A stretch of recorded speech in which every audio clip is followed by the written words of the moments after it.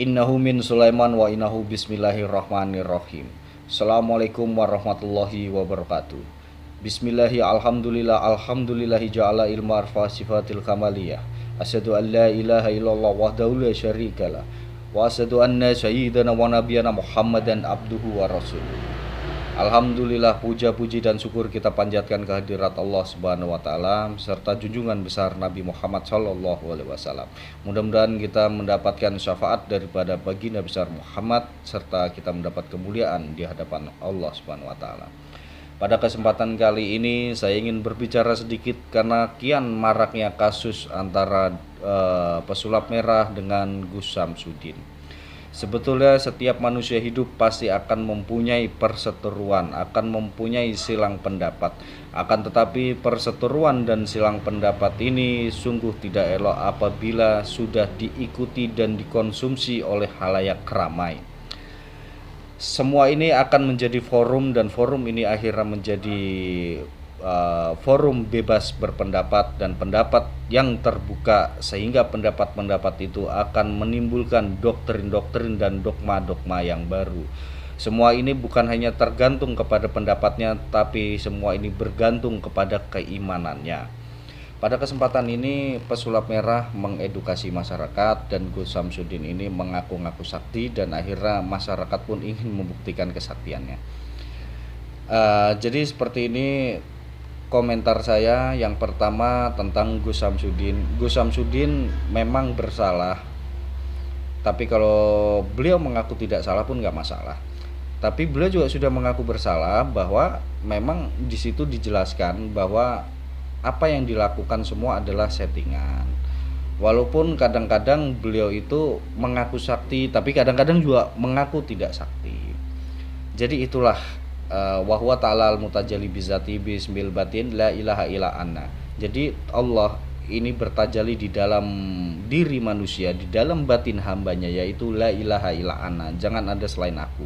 Maka itu kita jangan mengaku sakti, jangan mengaku pintar, jangan mengaku bisa, jangan mengaku kaya, jangan mengaku mampu. Karena di hati kita jangan ada selain Allah. La ilaha illa anna, jangan ada selain aku, kata Allah. Maka jangan ada sifat keakuan di dalam diri, sifat keangkuhan di dalam diri. Nah, terus yang kedua, pesulap merah ini mengedukasi masyarakat. Akan tetapi lama-lama yang tadinya saya anggap biasa, tapi statement-statementnya akhirnya kebablasan dan seolah-olah memukul rata bahwa goib itu tidak ada, bahwa ustadz, kiai apa semua kalau yang bisa melihat goib itu bohong. Jadi di sini saya akhirnya curiga, jangan-jangan ini ditunggangi oleh oknum-oknum misionari. Dikarenakan apa? Kenapa kok Mas Marcel ini berbicara tentang perihal keimanan, keyakinan di luar orang yang tidak beragama Islam? Kenapa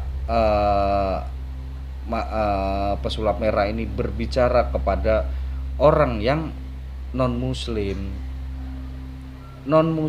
yang bukan Islam? Tentu akan mempunyai keimanan dan keyakinan yang berbeda, walaupun mempunyai rasional yang sama. Jadi walaupun kita mempunyai akal sehat yang sama, mempunyai rasional yang sama, belum tentu kita itu mempunyai keimanan dan keyakinan yang sama. Di sini harus kita perhatikan. Jadi tidak semua manusia itu harus digiring kepada keyakinan-keyakinan yang memang kita pahami secara akal. Sedangkan zalikal kitabul la raiba fi hudalil muttaqin alladzina yu'minuna bil ghaibi wa yuqimuna sholata wa mimma razaqnahum yunfikun. Kita harus percaya dengan kitab Allah. Kita harus percaya kepada yang gaib, bil ghaibi. Kita harus percaya kepada yang gaib, dan definisi gaib itu sangat luas. Nah, di sini pesulap merah berkomunikasi dengan podcast orang-orang yang di luar muslim itu tidak menjelaskan spesifikasi gaib yang dimaksud.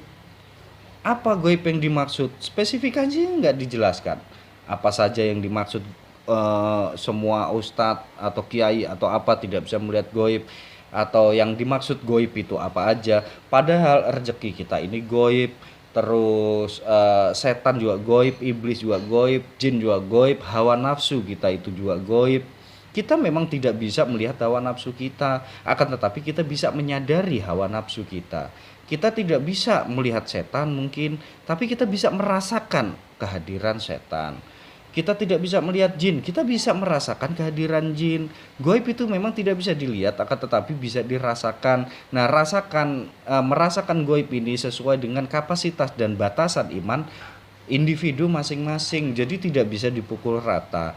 Kalau kita tidak mempercayai goib, ya spesifikasi goibnya itu harus dijelaskan. Goib yang mana, yang seperti apa, dan yang bagaimana.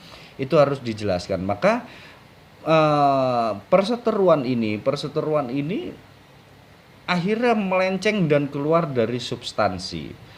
Jadi substansinya, perseteruannya masalahnya apa, jadi semakin gak jelas, dan akhirnya nanti akan banyak masyarakat yang berpikir ya, terutama awalnya saya, apa jangan-jangan ini ditunggangi oleh oknum untuk kita supaya goyah keimanan kita terhadap Islam. Apakah harus kita goyah keimanan kita terhadap yang goib, sedangkan dari dulu Tuhan kita memang goib. Cerita tentang kenabian wali-wali wali kita, terus kenabian, terus aulia Allah, karomah, kewahyuan, itu kan semua perial-perial goib, karena itu di masa lalu dan hanya bisa diceritakan dengan sejarah saja. Nah, maka disitulah bahkan di surat Al-Falaq itu juga dijelaskan bahwa ada buhul-buhul, ada santet-santet, itu ada. Akan tetapi kan semua kembali kepada kita itu merasakan itu atau tidak. Ya kalau umpama saya disantet tapi saya nggak merasakan, ya saya juga masalah, namanya goib itu nggak bisa dilihat tapi bisa dirasakan. Ya tergantung, saya disantet sama siapa, ya kalau saya nggak merasakan bagaimana. Tapi bukan berarti saya mengatakan bahwa santet itu tidak ada. Saya seumpama nyantet siapa gitu, nyantet Anda gitu ya. Tapi Anda tidak merasakan santet saya. Ya bukan berarti itu dikatakan tidak santet. Yang penting saya punya niat untuk nyantet. Perkara Anda tidak merasakan bahwa itu santet, ya nggak masalah, itu kan semua kembali lagi pada rasa. Orang merasa menyantet saya, orang merasa bisa menyantet saya. Akan tetapi kalau saya tidak merasakan saya ini disantet, ya why not, nggak masalah, no problem. Jadi seperti itu. Inilah yang terjadi perseteruan saat ini ya. Memang sangat lucu dan mudah-mudahan sudahlah, kita cukup sampai di sini saja dan jangan sampai ada perseteruan lagi. Dikarenakan apa, nggak fair kalau pesulap merah ini berbicara hanya kepada orang-orang yang non muslim, hanya kepada orang-orang yang di luar Islam. Pasti kapasitas keimanannya pun berbeda, walaupun secara logika sama, akan tetapi kapasitas di dalam keimanan itu berbeda. Rambut sama hitam tapi hati pasti siapa yang tahu kan, nggak ada yang tahu, pasti berbeda-beda. Masalah urusan hati, urusan rasa itu pasti akan berbeda-beda. Ya begitu saja teman-teman. Wassalamualaikum warahmatullahi wabarakatuh.